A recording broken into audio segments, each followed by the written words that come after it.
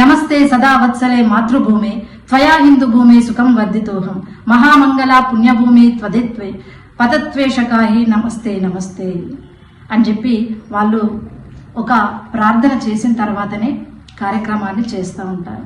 అంటే దాని అర్థం ఏంది? తల్లి, ఈ మాతృభూమి అనేది నా తల్లితో సమానం. నా శరీరాన్ని, నా యొక్క ఈ జీవితాన్ని దేశ సేవకి నేను అంకితం చేస్తున్నాను. అవసరమైతే ఈ శరీరాన్ని కూడా దేశ సేవకే త్యాగం చేస్తానని చెప్పి వాళ్ళు నమ్మకంతో ఒక ప్రార్థన చేస్తూ ఉంటారు. మరి ఈ యొక్క పదాల్లో మీకు దేశద్రోహం అనేది ఎక్కడ కనిపించింది? వారు దేశభక్తి నరాన్ని నింపుకున్నట్టు మీకు అనిపించట్లేదా?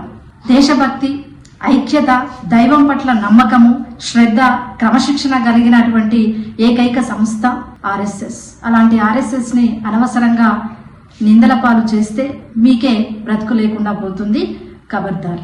అంతేకాకుండా వయసు వస్తా ఉంది మీకు. దయచేసి ఈ చివరి క్షణాలైనా కూడా మీరు ఆర్ఎస్ఎస్ లో భాగస్వాములయ్యి దేశం మీద మీ భక్తిని చాటుకోవాలని మరొకసారి గుర్తు చేస్తూ జై హింద్.